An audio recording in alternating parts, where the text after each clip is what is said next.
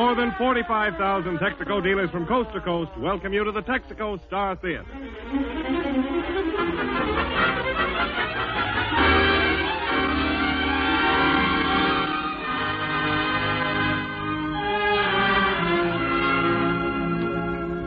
For the next hour, the Texaco Star Theater presents two complete units of top radio entertainment. Our variety show, originating in Hollywood, stars Ken Murray, Francis Langford, and Kenny Baker, with Irene of Tim and Irene. Music is by David Brookman and his orchestra. The guest of honor, Edgar Rice Burroughs, author of the world-famous Tarzan of the Apes. Following the variety half hour, you will hear from New York a radio adaptation of Claire Kummer's comedy triumph, Her Master's Voice, starring Edward Everett Horton and Lucille Watson.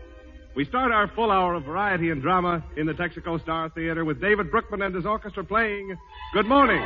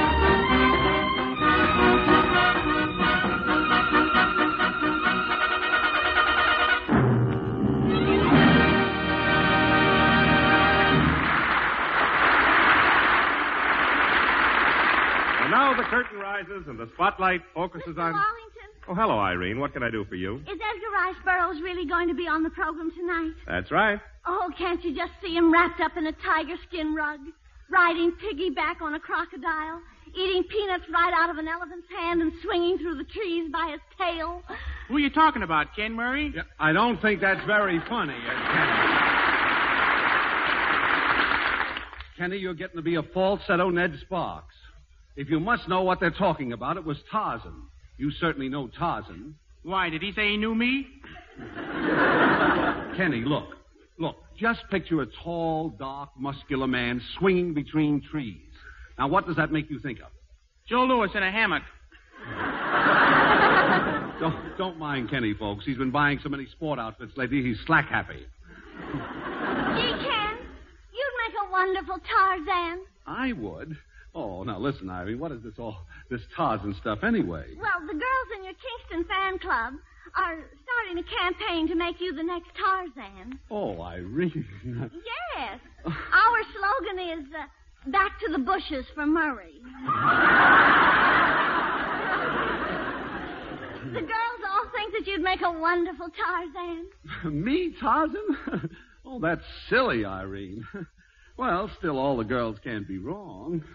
Certainly they can't, Ken. I think you'd be a marvelous Tarzan. Really, Francis? Sure. In my hometown, everybody says you're a great actor. Why, they think you're another Mickey Rooney. Yeah.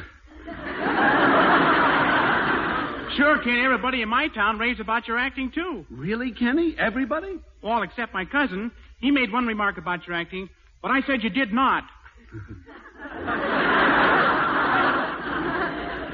What's acting got to do with playing Tarzan? I still think you'd be wonderful. Well, I suppose you have seen worse-looking physiques than mine, haven't you? Haven't you? Wait a minute. We're trying to think. Now, Irene, not that I care a darn about playing Tarzan, but you must admit that I was an all-around athlete back home in Kingston. Certainly. Remember the time you won the annual swimming race at Kingston High School? Do I remember?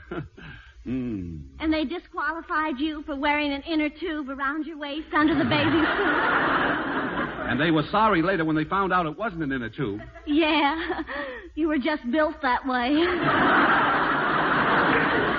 Nevertheless, Irene, I was still the best swimmer in town. Were you?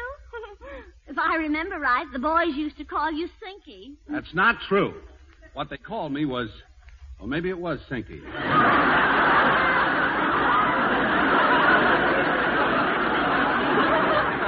Oh, but really, Ken, the girls would be so thrilled if you could get Mr. Burroughs to let you play Tarzan. Why, kid, you're not scared to work in the jungle, are you? Oh, scared?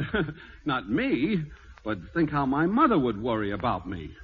Exposed to all those jungle dangers, lions, tigers, panthers, Dorothy Lamour. I think, personally, my mother takes the wrong attitude. Wait, that's right. Look at it. I don't think we need to. That night, it's Dorothy Lamour's mother should worry. Certainly fix that up, Kenny. I know what's wrong with you, Kenny. You're just timid. You change your mind if you ever put your arm around a girl. Oh, I do that. You do? Sure. You put your arm around them, and then what do you do? Then I guess their weight. Yee-hoo!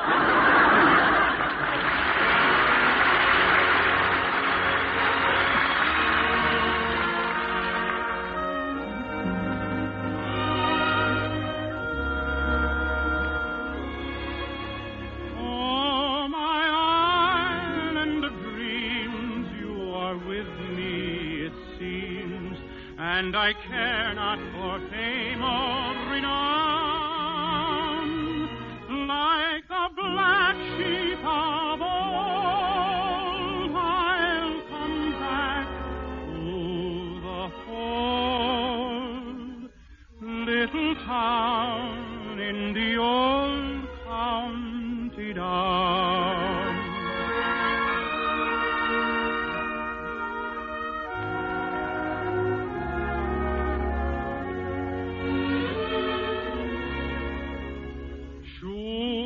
If I had the wings of a swallow, I would travel far over the sea. Then a rocky old road I would follow to a spot that is heaven to me. When the sun goes to rest way down in the west, then I'll build such a nest in the place I love best. Oh, that dear little town in the old county down. It will linger way down in my heart. Though it never was grand, 'tis my fairyland, just a wonderful world set apart. Oh, my island of dreams, you are with me, it seems, and I care not for fame or renown,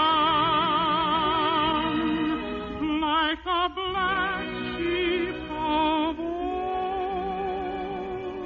I'll come back to the fold, little town in the old county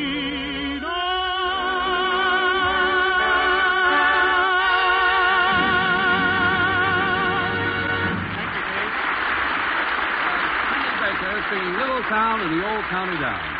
And it really was swell. By the way, Kenny, have you heard the latest story about the three little bears?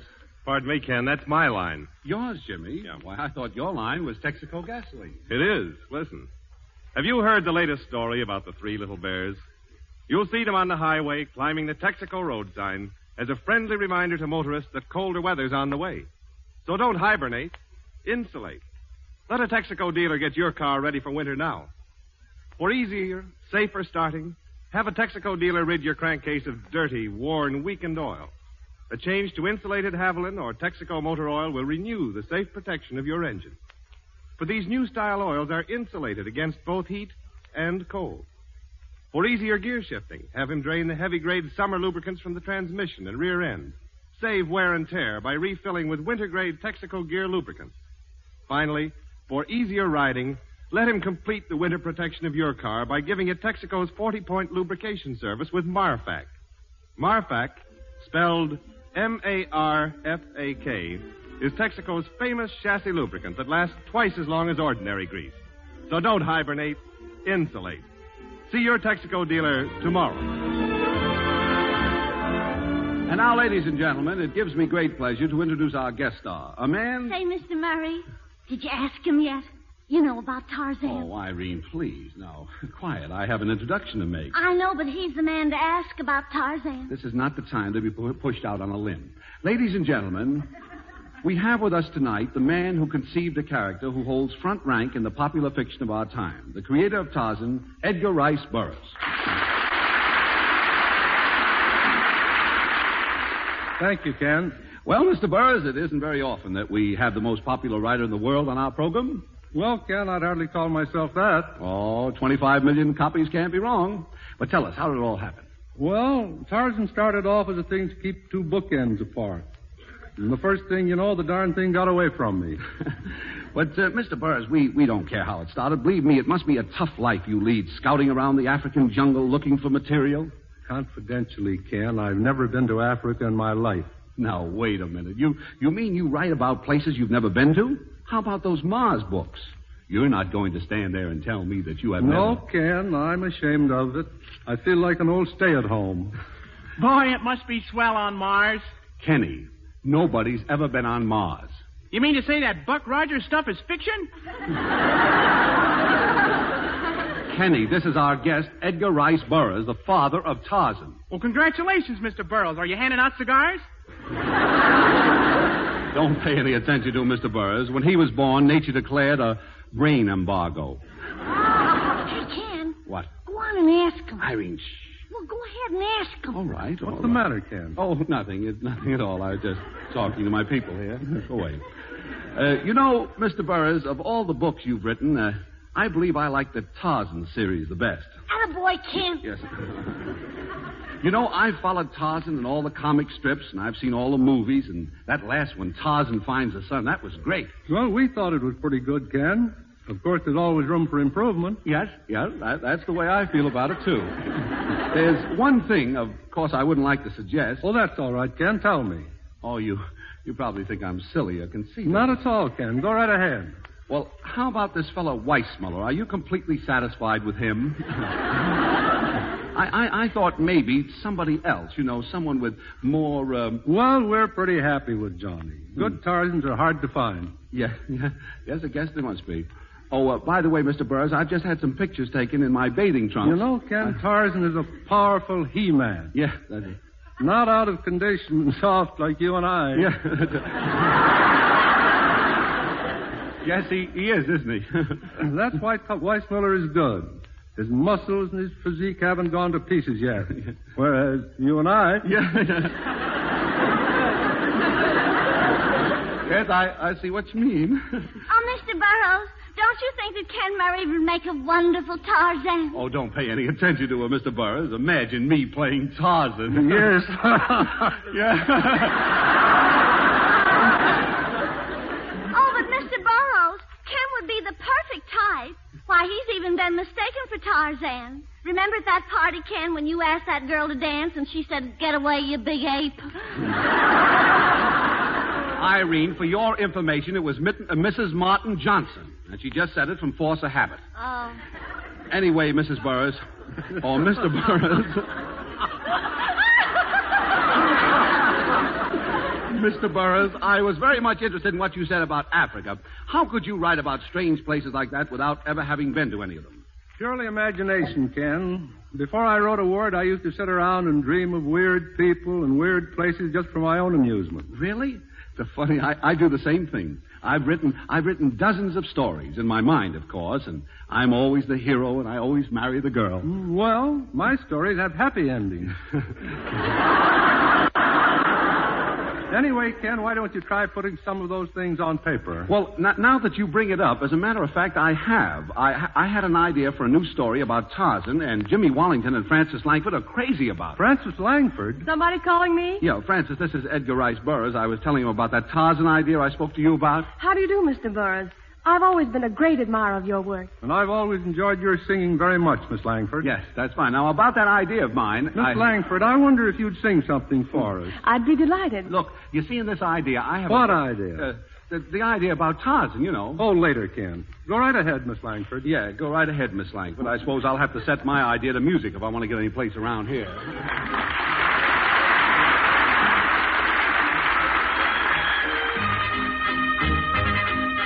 Here comes the man with the mandolin.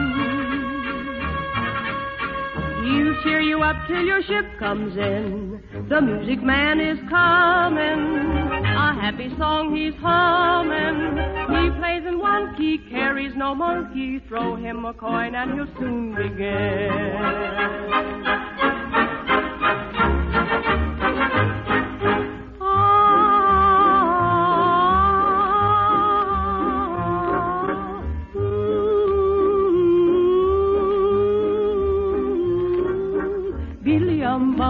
Billy-um-bum, here comes the man with the mandolin. Billy-um-bum, Billy-um-bum, he'll cheer you up till your ship comes in. Lovable old fella playing an old tune. He comes around every afternoon.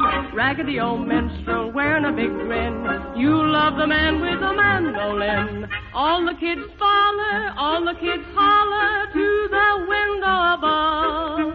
Mama throw a nickel and the man'll pick a little tune we love. Billy-um-bum, Billy-um-bum, open your heart, let the music in. Billy-um-bum, Billy-um-bum, there goes the man with a mandolin.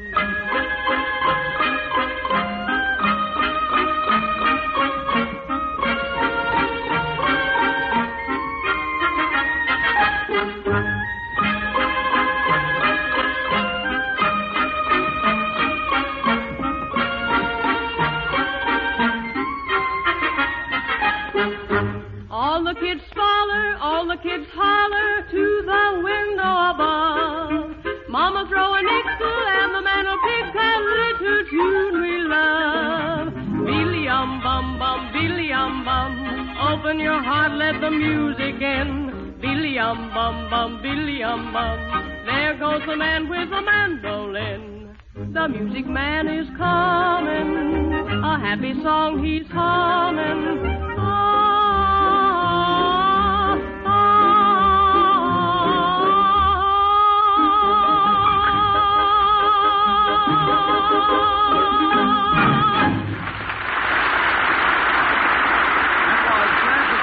Singing Man with a Mandolin.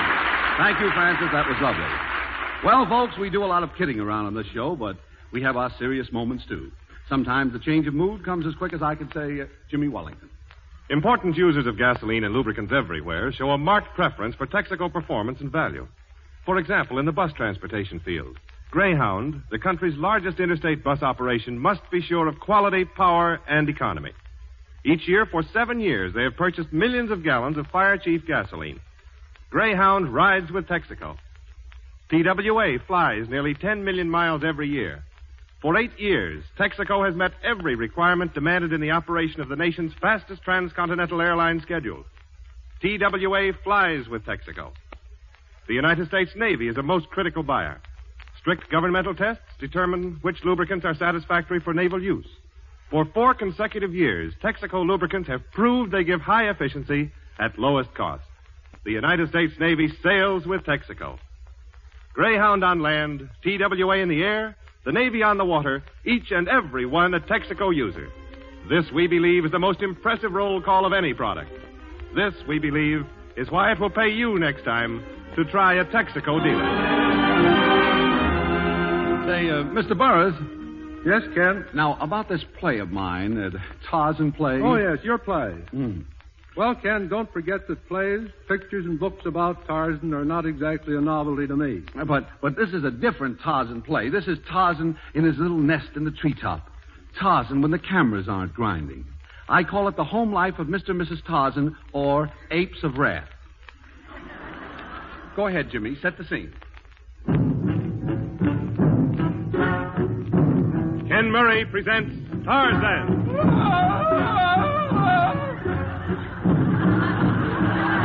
Come with us again to the home of Mr. and Mrs. Tarzan in Uganda, Africa, where their only neighbors are the saucer-lipped Ubangies. When last we looked in on Tarzan, Jane, Tarzan's mate, had invited all her relatives to stay with them. Well, how will Tarzan take this? As our scene opens, Tarzan the mighty, Tarzan the great warrior, the fearless Tarzan speaks. Oh, honey, do I have to wash the dishes again? Yes. And put on your apron. Do you want to ruin your new sarong? Anyway, don't you talk to me. I'm mad at you. But, honey, I explained about last night. I was sitting up with a sick ape. Oh, monkey business, huh? Probably that bleached blonde Ubangi from the next tree. Fine thing leaving me here all alone. But you weren't alone, darling. Your father and brother were here. How do you know? Well, the icebox is still here, and they haven't been 3 feet away from it in 7 years. Now, you shut up. Are you going to do those dishes, or aren't you? I can't. Your father's asleep in the sink. Well, that's your fault for not giving him enough spending money. Not enough spending money? No. I give him $10 every Monday and $10 every Friday. What does he want? $30 every Thursday. Daddy dear. Wake up, Daddy dear. Poor Daddy dear. He never can sleep in a strange sink. You can always count on Daddy for some smart conversation. Now, you never mind that. Wash those dishes and be careful you don't wash Father. Oh, Jane, I wish you wouldn't pick on me. I've had a hard day at the Aquacade. The fine husband you are. You never buy me any decent clothes. That new leopard skin you brought me home scratches. What do you mean it scratches? You forgot to take the leopard out of it. I don't know how I'd stand it if it weren't for my daddy dear and my poor brother dear. Hello, sis. What's the missing link done now? Tarzan is abusing me again. Speak to him this instant. Okay. Hey, Tars, can you loan me 5 coconuts? 5 more? What about the 10 you borrowed yesterday? We should leave my past out of this. Yesterday 10, today 5. Anyone think coconuts grow on trees? I know. I'll bet you've been down to that track at Santa Africa, betting on those antelopes again. Yeah, I guess I'm a sucker. You certainly are. Oh, well, here's your 5 coconuts. Gee, I guess you're a sucker, too. I certainly am. Tarzan, don't stand there gabbing. Get me a cup of flour. I can't. Your father's asleep in the flour barrel. And how I'd like to roll out the barrel. I'll bet that's that Mrs. Ubangi from the next tree. She's always coming over here and giving me some of her lip. Well, she's got plenty of it to spare. Come in. Hi, y'all. Hello, Francie Lou. What are them victuals I smell cooking? Does it smell good, Francie Lou?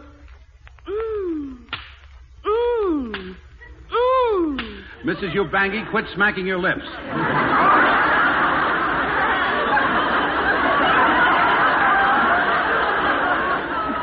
If you must know, that's real southern fried flamingo. Well, shut my mouth. Shut your mouth. Boy, that's a job for the WPA. Quiet, you parasite in the manger. Won't you stay for dinner, Francie Lou? I can't on account of we got a special occasion over to our house. My husband bumped into a couple of explorers today, and we're having them for dinner. Can't y'all come over? Well, why can't you bring your explorer friends over here? Oh, I couldn't take them out of the oven now. Oh, before I forget it, I brought over a little snack from last night's dinner. Won't you try it, Mr. Tarzan? Sure, thanks. Dr. Livingston, I presume.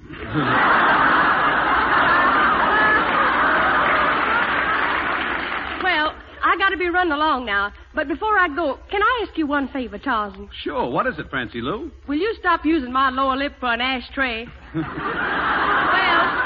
so long, everybody. I saw you flirting with that Francie Lou. How dare you? But, darling, Don't you strike me. Oh, I feel faint. Quick, give me a glass of water. I can't. Your father's asleep in the water cooler.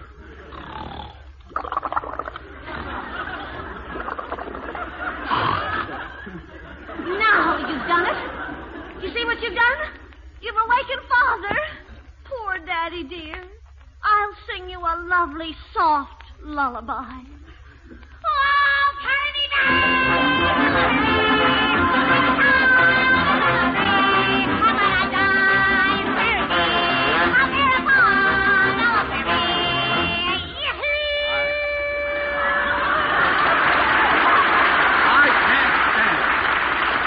out of here. Oh, Tarzan! Where are you going? Ow! Tarzan, look out, a lion!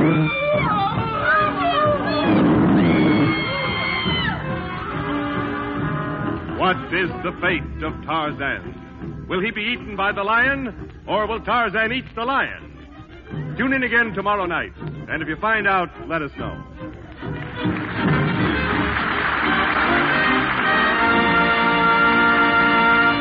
Well, Mr. Burroughs, what do you think of my interpretation? I'm at a loss for words, Ken. Incredible is as close as I can come to it. See, I knew you'd love it. Telegram for Mr. Murray. Telegram. Right here, boy. Say, Ken, who is the wire from? Probably some big producer. I'm so nervous I can't read it. Here, you take it. It is from a producer. And it says, just heard your performance and would like to use you as the star of my next Tarzan picture. Oh, Isn't that wonderful? I knew he'd make it. See, I told you, folks. Isn't that swell, Mr. Burroughs? Well, looks like we're going to work together after all. Tell me, if I star in the picture, what are you going to call it? Tarzan Goes to Pot.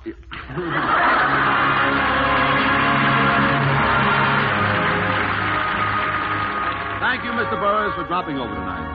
And now, back in their true characters, Kenny Baker and Francis Langford join in a duet to bring us the vocal beauty of Blue Room. All my future plans, dear, will suit your plans. Read the little blueprint. Here's your mother's room, here's your brother's room, on the wall of true prints. Here's the kiddies' room, here's the biddies' room, here's a pantry lined with shelves, dear. Here you plan for us, something grand for us, where we two can be ourselves, dear. We'll have a blue room, a new room for two rooms, Where every day's a holiday, because I'm married to you. not like a ballroom, a small room, a hall room, Where I you can smoke your pipe away with my wee head upon your knee. We will thrive on, keep alive on, just nothing but kisses with Mr. and Mrs. on little blue chairs. I wear my trousseau and Robinson Crusoe. It's not so far from worldly cares as a blue room far away upstairs.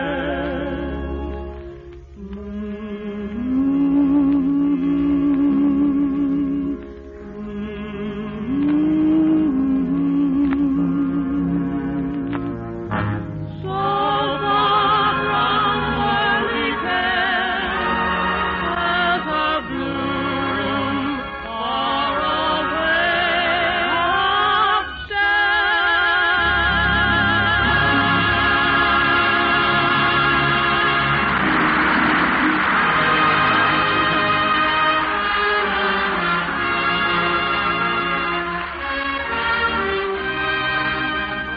Well, this is Ken Murray directing your attention to our dramatic half hour from New York under the expert guidance of Burns Mandel. The play, Her Master's Voice, starring Edward Everett Horton and Lucille Watson. Take it away, New York.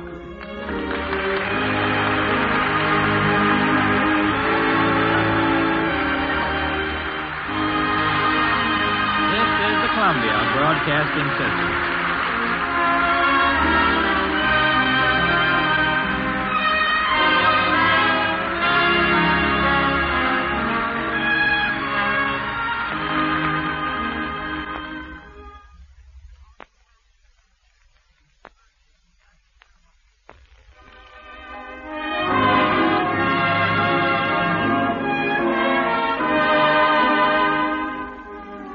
This is New York.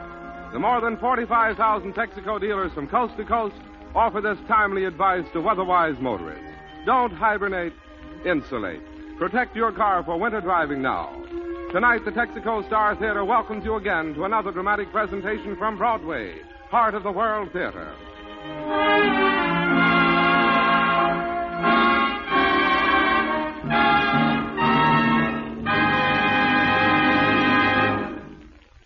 As is our custom, Texaco dealers will not interrupt tonight's performance by any commercial message. Here is Burns Mantle, distinguished Broadway drama critic, who will tell you about the play and its stars. Mr. Mantle. Good evening. As Ken Murray told you, the play tonight is Her Master's Voice. The co-stars are Edward Everett Horton, Lucille Watson, and Elizabeth Patterson. The stage scene tonight is interesting. Sitting over here is Mr. Horton, a little nervously contemplating the microphone and waiting for me to give it up. Mr. Horton was born in Brooklyn, which makes Brooklyn proud, and his early stage years were partly devoted to light opera. He is, as you know, returning to the stage after many successful years in pictures. Last summer, he starred in Springtime for Henry, and will continue with that play on tour. Over there is Lucille Watson, who also is just back from Hollywood, where she made the usual Watson hit in The Picture of the Women. We in New York have come to believe that any play with Lucille Watson in it is pretty sure to be a good play. Her more recent successes have been scored in No More Ladies, Pride and Prejudice, and Yes, My Darling Daughter. Near me is Elizabeth Patterson, who came flying back from Hollywood to play tonight her original role of the mother-in-law in Her Master's Voice. She, too, is one of our Broadway favorites, and her recent success in the picture Sing, You Sinners has greatly pleased us. Miss Patterson was born in Tennessee, but she got her stage training in, of all places, Paris, France. She was one of the original Washington Square Players in New York, and that organization later became the Theater Guild. Claire Kummer's comedy, Her Master's Voice, was a happy first-night experience, and Broadway still remembers it. But tonight's play is about to begin. Her Master's Voice with Edward Everett Horton as Ned Farrar, Lucille Watson as Aunt Min, and Elizabeth Patterson playing her original role of Mrs. Martin.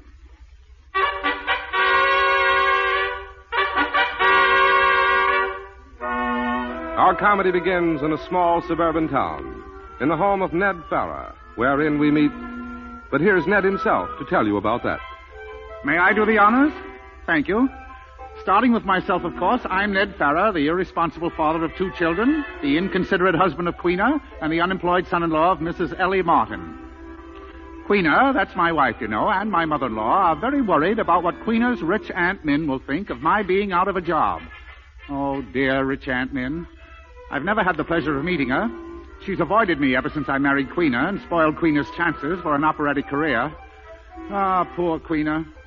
Maybe she should have listened to her rich Aunt Min. I'm sure she felt that way tonight when we were all sitting around worrying. Oh, Ned, I do wish there was something I could do to help. But I can't do anything but sing. And I can't even do that anymore. Isn't that right, Mama? Well, of course you can sing, Queena. Look at all those music lessons your Aunt Min paid for when she sent you to Venice. Now, if I were you, I'd go and see Mr. Twilling. Mr. Twilling? You mean Ned's old boy? Why not? He's the head of this new radio network thing. I was reading about it in the paper only this morning. You do think he'd like Queena's voice, don't you, Ned? No. Ned? Why, Ned? No, I know Mr. Twilling pretty well, and he just does not like good singing. Oh. He likes to hear himself sing. He even likes to hear me sing, even though he couldn't stand me around the office anymore. Oh, at that, he might like Queena's voice. Maybe it isn't as good as we think. Might have been better if Queena had stuck to her music lessons while she was in Venice instead of riding around in gondolas with you. Oh, my poor child. And so they were married. Married. Goodbye, my beautiful music. Goodbye to romance. It's gone out of our lives, Ned. My poor child. Going on forever like this, without any servants and not a stitch of clothing. Oh, well, now. Girl that had everything. Could have married a rich man and had more. Oh, really? It's too late now, Mama. Oh, Queena, do you want to kill me? No, it's me she wants to kill. I'm the one who lost the job. I'm the good provider. Oh, Ned, you're cruel. Now, Queena, no one is to blame. Now, no one Queena. but myself. Now, listen, Don't Queena, listen please. to another word, Queena, dear. Now, come on. Queena. Well, suppose I were to tell you that Twilling thought I had a beautiful voice, that he wanted me to sing. I don't believe it. Oh, no? Down by the old mill stream, where I first met you. I'll sing goodbye to music. The kingdom. I won't listen. There I knew I'll sing that I that loved song. but you. You have sung it You since were the 16, dawn. my village queen, by the old mill stream. Oh, rats. Ned. What is it? I've given Queena a sleeping powder, and I'm going to take one myself. Good. I hope you enjoy yourselves. Glad the children aren't here to hear this row. They're sleeping over to Nellis's again. Certainly is a new idea to have your children in bed at the neighbors. Well, they insist on it. The dog goes to bed with them, and old Delia reads the Bible to them till they go to sleep. Mercy, I hope she's careful what she reads. Ned, what are you doing with Queena's apron? I'm putting it on. Someone has to wash the dishes. Poor Queena. Spends half her life in the dishpan. Oh, Ned, why don't you leave the dishes till morning? It's all right. I don't mind. Ned. Yeah? I wouldn't say this to Queena, but I think there's something in your voice. Huh? And if I were you, I'd go and see Mr. Twilling. Now, maybe you're a crooner without knowing it. A what? I mean it. You may be a born crooner. You know what they get. I know what they ought to get. Well, it's just an idea, Ned. Yeah, well, don't have any more. No. Well, good night, Ned. Oh, Ned, will you telephone the Nellises not to come? Queena asked them over for bridge in exchange for the children. All right. Hello, operator. Operator. 2414. That's right. Come on in. The door's open. Hello? Oh, hold it a minute, John. Will you? Strange people are barging in. Is this 83 Sycamore Street? Yes? You want to have your number so someone can see it, George. I drove by this house 3 times. Well, drive by again. Did you want anything? No. Thanks. Hello, John. No bridge tonight, old man. No Queen has gone to bed. Oh, all tired out. A picnic tomorrow? You better count us out. You see, we had kind of a picnic tonight. Thanks, John. Yeah. Good night. Is Mrs. Queena Farrer at home? I'm Mrs. Stickney, her Aunt Mint. Oh, are you really? Yes. My chauffeur had the hardest time in finding this place. Your show? Oh, that's who that was. Isn't my niece here? I sent a telegram. A telegram? Oh, well, one of the children must have got it first. Oh, you poor man. I suppose you have to look after the children, too, besides looking after the kitchen. Where is my niece? Well, she's out. And where is Mrs. Martin? Is she out, too? Well, yes, in a way she is. She's taken a sleeping powder and gone to bed. And Mr. Farrer, is he out with Mrs. Farrer? Oh, well, no, he's not. But he won't be home until late. Well. There's your bags, Mum. Oh, is there a spare room? No, but you can have the children's room. Oh, I couldn't sleep with children. Well, they're not in it. You see, they're staying with the neighbors. Mrs. Stickney, do you want me to take your bags upstairs, or is George here going to? George? Oh. I'll take them up, Mrs. Stickney. Oh, thank you, George. Good night, Farrer. Good night, Mum. Good night.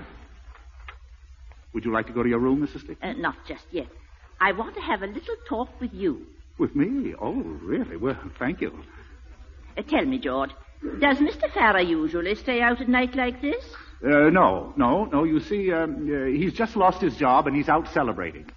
Celebrating? Oh, well, I don't know, Mr. Farrer, but it's quite the sort of thing I should expect him to celebrate. Well, he hopes to get something better. And I suppose in the meantime they'll have to let you go. Yeah. Oh, well, I don't cost much, really. I'll give them my evenings until I get a job. Well, I must say that's very nice of you. George, do you ride horseback? Yes, I do, yes. And are you a good houseman? That's not the general opinion. I mean, I don't know really how good I am. Well, not that I like to go around stealing other people's servants, but I haven't got a houseman at my country place. And I think perhaps I'm making a mistake. If I could find the right man, I might seriously consider it. Oh, really? Well, that's a very good idea to have a man in the house. People might think him strong or a good shot or something, even if he weren't, huh? Exactly. George, how would you like to come with me, say, in about a week, and see how we get on? Well, I don't see how I could, really. Well, why not? You certainly won't be able to stay on here with Mr. Farrer out of a job and everything. Well, no, yes, yeah. No, I mean, well, that's just it. I don't think it would be right for me to leave Mrs. Farrer at a time like this. You're a fine, loyal man, George. And I'm sure that Mrs. Farrer won't mind, because I won't tell her about your coming with me. In fact, she won't even be here. I'm taking her home with me tomorrow morning. Oh, I didn't know that. Does she? No, but that's why I've come. The only way to make Queena get a much-needed rest is to swoop down and carry her off suddenly like this. She's worn out, poor darling, and I don't wonder, between living with her mother and that dreadful husband of hers. You understand, George? But Mr. Farrer, how do you think he'll feel about it? Well, how can he feel? If he'd any consideration for her at all, he'd realize that she needs a vacation. Why, he ought to be glad I'm willing to take her with me for a few weeks, don't you think so? And I don't see how he can stand in her way now, do you? Well, no, I guess not.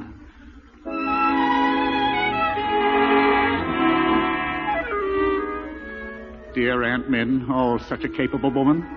As long as she insisted on taking Queena off my hands for a while, well, who was I to say her nay? Besides, I had my reasons. I sneaked out of the house early the next morning, and I gave Aunt Min a chance to take over. Oh, she certainly did. A week later, after I had taken care of a few details, I took Aunt Min up on that job she offered me. Well, so far it's all right.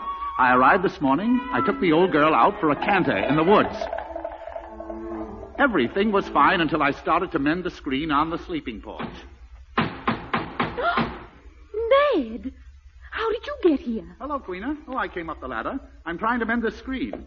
Ned, you're the man Aunt Min's been raving about. Well, I guess I am, you see. The night that your aunt came to the house, she thought I was your houseboy. What? Yes. So I just let her keep on thinking it, and then she offered me this job. But, Ned, how could you do it? How could you leave Mama and the children? I thought you were home with them. Well, hasn't she written you? Aunt Min doesn't let me have my letters. I'm having a rest cure. Well, you see, I gave the children to the Nellises. Gave the children? Yes, they like their house better than ours anyway. Oh, my darling, it's just temporary. Don't look like that. And Mama? Oh, I gave her away, too. What? To Mr. Twilling, yes. To Mr. Twilling? Don't joke, Ned. I'm not joking. Twilling needed a housekeeper, so I gave him your mother. Now, don't worry, Queena, don't worry. She's very happy. I telephone to Twilling every evening. Oh, well, that's very nice of you, Ned. You know, I think you'd be very fond of Mama if she weren't my mother. Uh-huh. Well, I wouldn't say that, but I do want things to be all right with her, of course. Is the rest cure working? Oh, it's dreadful. Aunt Min makes me sleep out here on the porch just because she's a fresh air fiend. I nearly froze last night. And when I told Aunt Min, she said she'd have the screen mended. And it's lonely out here in the night, all alone. Well, Queena, look. With this ladder here, I'll be able to come up and keep you company tonight. Oh, Ned, I've missed you. If the squirrel coat doesn't keep you warm, Queena.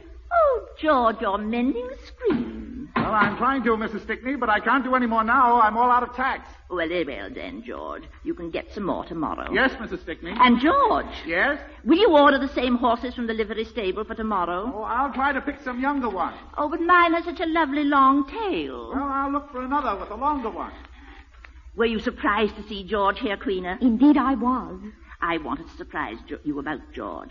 I hope you don't mind my taking him right out of your house. But he certainly seems fitted for better things than the kitchen work you've had him doing. You're quite right, Aunt Min. He certainly does. Why, he's even working on something else right now. He won't say what it is. He wants to keep it a secret. But I know it's something big, and I'm giving him 3 days off every week so he can attend to it. There's a man, Queena, who will amount to something. I certainly hope so, Aunt Min. Mrs. Stickney. Yes, Phoebe, what is it? It's your sister, ma'am, Mrs. Martin. She's here. Mama, here? Tell her to come in, Phoebe. Oh. Now, Queena, don't excite yourself. Did you know she was coming, Aunt Min? Why, yes, of course. She telephoned this morning and was all upset about something. Oh. What, I don't know. You know how your mother is on the telephone. She ought never to use one. Oh, my baby. Oh, Mama. Well, Ellie? Mama, what's happened to you? You're all dressed up. Well, in the first place, Ned has disappeared. Oh, good. Well, but before he disappeared, he sent the children to the Nellises and got me a position as Mr. Twilling's housekeeper. Housekeeper? Oh, I was glad to take it, but I had no idea. Mama, what is the matter? Ellie, where did you get those pearls? Well, that's partly what's the matter. You see, Mr. Twilling is not the quiet, retiring old gentleman he seemed at all. Oh? He sent for a dressmaker almost the first thing and had her make me some house dresses. Oh, not the ordinary house dresses at all. They're made of lovely taffeta, which cost you $4 a yard. And then he began to want me to have dinner with him. Oh. Sent to New York and had hats and suits sent out. This is one of them. And then he gave me these pearls, just because I made waffles for him twice. Ellie, you mean you accepted all these things from this man? Well, I must say I can't understand it. Well, he says that his father, knew Grandpa Min and cheated him out of a lot of money so that he owes me a lot more money than he'd ever be able to repay. I don't believe it. No one could cheat Grandpa. He was a splendid businessman. He could cheat anybody. Mama, I think it's exciting. Oh, it's not all, Queenie. Well, now, that's what I was afraid of. Go on, Ellie. Now, get to the point, if there is one. Well, last night, Mr. Twilling asked me to marry him. Marry him? Why, he must be crazy. Mama, what are you going to do? Well, I'm not quite sure yet. But... Now, you've no mind for making decisions, Ellie Martin. I'll decide what's best for you to do. Now, you stay here tonight. You're not going back to that man's house. But, Min... Yes, you can sleep in the room that opens on this porch, and then you'll be right next to Queen. You mean Queena sleeps out here? Why, yes, for the fresh air's doing her a world of good. It's so cold, Min. Queena's not used to sleeping out of doors. We've been poor, but we've always had a roof over our heads. Oh, I don't mind, Mama. Now I've got the squirrel coat. Coat or no coat, I don't think she ought to sleep out here at this time of the year. There's a chill in All right, Ellie, all right. I'll sleep out here myself. Oh. Yes, Queena can sleep in my But room. Aunt Min. Oh, not another word, Queen. It's all settled. I'll just tell Phoebe to move your things into my room. Oh, Mama, you don't know what you've done.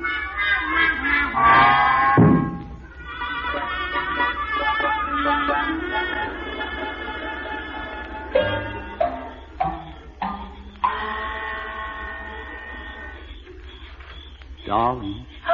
Oh. Don't be frightened, darling. Didn't you know I'd come to you? Poor little Precious, all alone out here. Alone with the birds and the beasts of the forest. George! Oh, great Scott. Oh, Mrs. Stickney. Oh, what have I done? Oh, I beg your pardon. George, you know I can't scream in my own house. Gosh, you don't have to. Oh, I beg your pardon. Oh, good grief. I beg your pardon. Why did you do this, George? I must go, please. I'll explain some other time. Please, I must go. George, be careful of that chair. Oh, I'm sorry, Billy. I'm sorry. I'm so sorry, really. I had no idea. Yes, I better hide or somebody. They're coming out here. Yes. Min, what's the matter? Nothing, Ellie. Go back to bed. But I heard an awful noise, Min. There's a man out here. I see him. Nothing of the sort, Ellie. Where's the light? Quick, tell me, where's the light? Oh, Ellie, stop this nonsense. Nonsense? Why, he's crouching over there in the corner. Oh, here's the light. Thank heaven. You see, Ellie, there's nothing in that corner but my squirrel coat. I threw it over a stool. Stool, nothing. Something's alive about that coat, and I know it isn't a squirrel's. It's moving. Oh, that's your astigmatism, Ellie. You don't know what you see without your glasses. Well, I know I heard an awful crash. What was it? I got up to pull the curtain so that the moonlight wouldn't come in, and I ran into the table and upset it. Now, turn out that light, Ellie, and go back to bed. Look here, Min, the moon went down hours ago. It's practically sunrise. Turn that light out. Now, you go back to bed and shut that door and don't come out again, no matter what you hear. Really, Min? Oh, now, good night, Ellie. George, are you still there? I'm afraid so.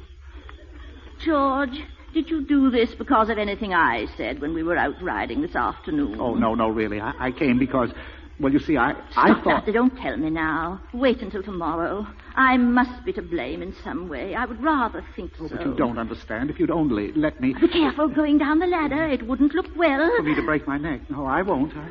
Now go, George. Can you go quietly? Oh, heavens, I hope so.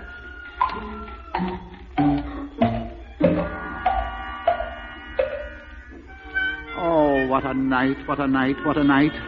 Trapped on a screen porch with the wrong woman, passing myself off as a squirrel coat. Oh, what have I come to? What will Queena say? She knows that I've been a good and loving husband for 10 years. That is, I hope she knows. I hope she doesn't think I just can't resist climbing up ladders. And Aunt Min, I don't have to worry about her getting me wrong. She has already. Oh, who am I anyway? Am I Ned Farrar or George the porch climber? It's all getting very, very vague. Oh, dear, dear. What a night. What a night. Mrs. Stickney, did you send for me? No, Phoebe. It was George I wanted to see. Oh, well, he's still asleep, ma'am. Asleep at this hour of the morning? Yes, ma'am. And if you ask me, ma'am, he must have had a pretty wild night of it. Well, no one's asking you, Phoebe.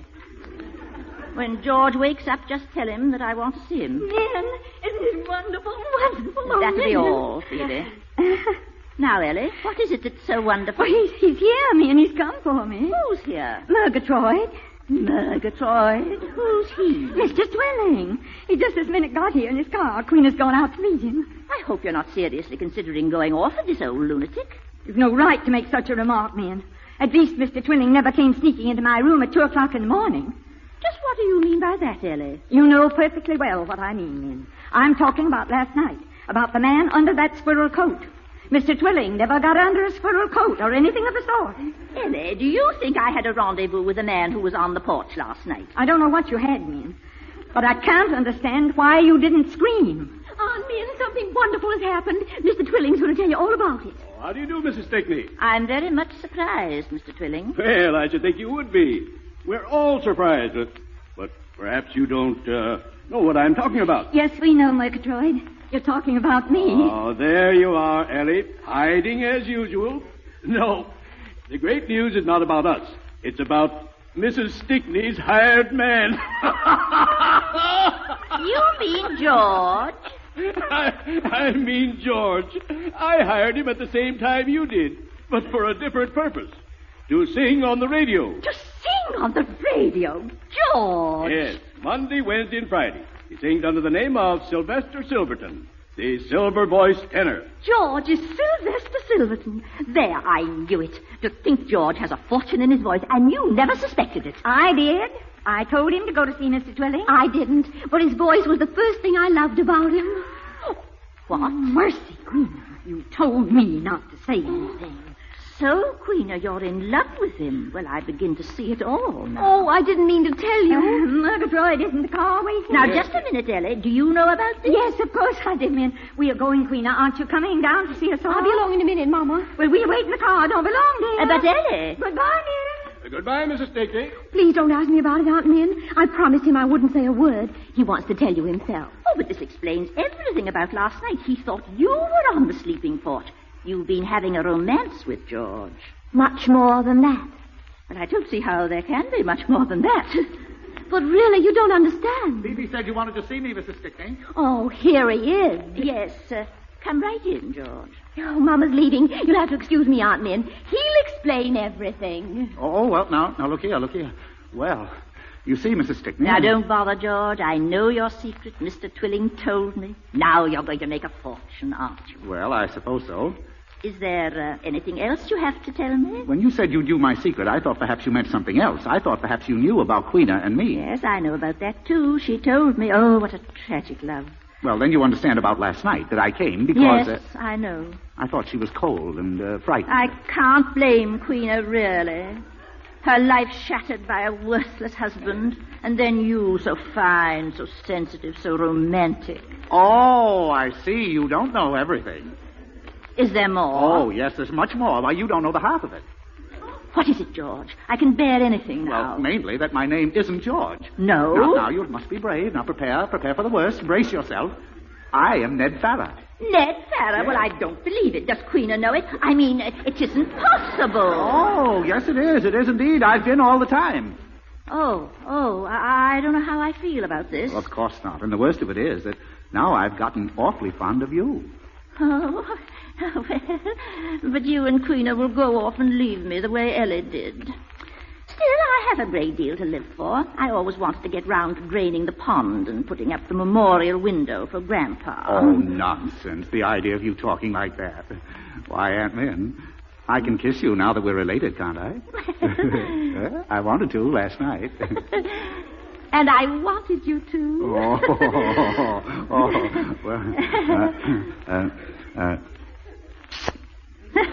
There. Now, I have.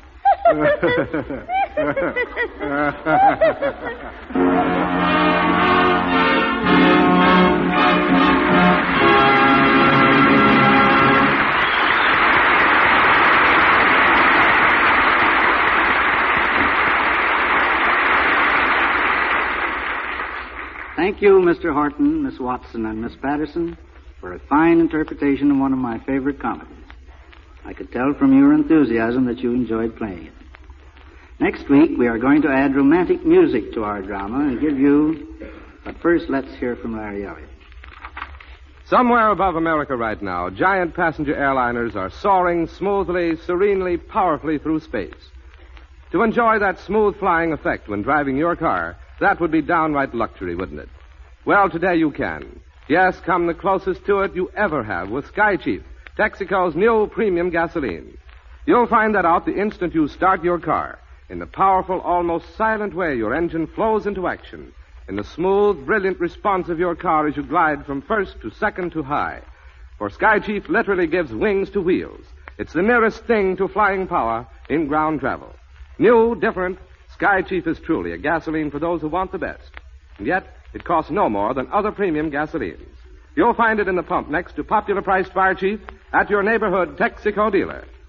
And here's Mr. Mantle with news of next week's stars in play.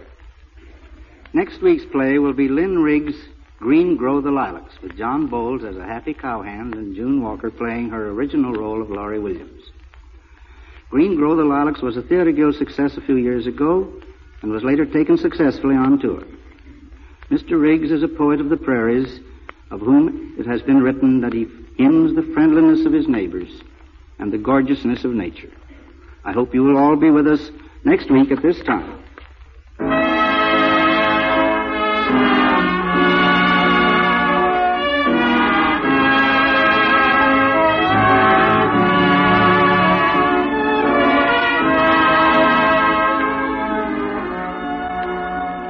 The Texas Company now takes pleasure in delivering a message on behalf of the entire petroleum industry. From the laboratories of the petroleum industry comes the amazing prediction that within our lifetime, articles such as paper, textiles, even food may be made from crude oil, the same source from which comes the gasoline that runs the car. But that's a thought for tomorrow. Here's one for today that shows how these same oil scientists are conserving one of the natural resources that have made America great. Once a barrel of crude oil yielded about 20% gasoline. Today, by scientific refining methods, more than double that amount of gasoline is obtained. Thus, the petroleum industry, through its research and scientific methods, is protecting our heritage of oil, is constantly serving not only you as an individual, but America as a whole.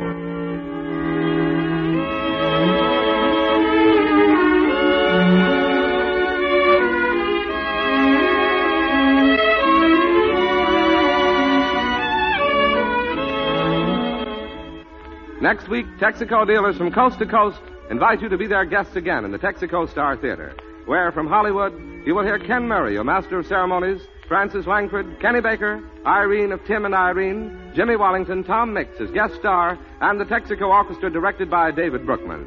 From New York, the Texaco Star Theater brings you John Bowles and June Walker, starring in the romantic drama Green Grow the Lilacs. 1 full hour of complete entertainment. This is Larry Elliott saying goodnight for the more than 45,000 Texaco dealers from coast to coast.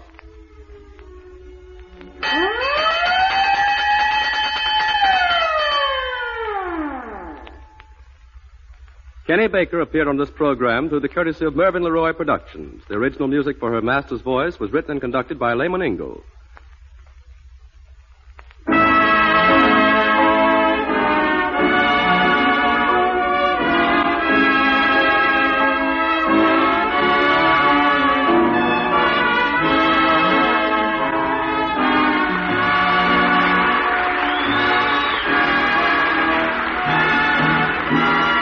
This is the Columbia Broadcasting